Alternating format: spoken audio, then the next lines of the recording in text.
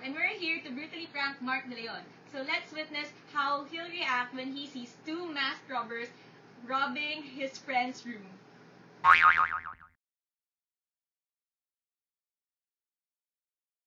Uy, pare!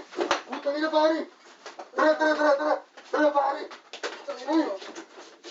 Gago kayo ah! Gago kayo ah! Hindi, pare. Teka lang. Pre!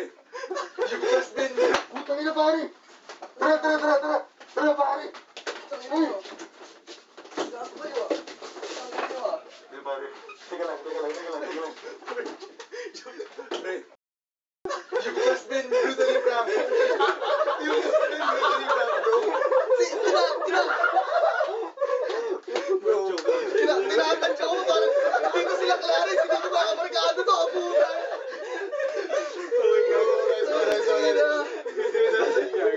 Tayo sasabi na si Dirk na tayo.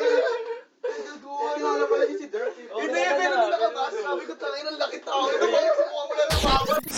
I'm Mark De Leon, De La Salle University, COV, Marketing, third year. I just got brutally pranked.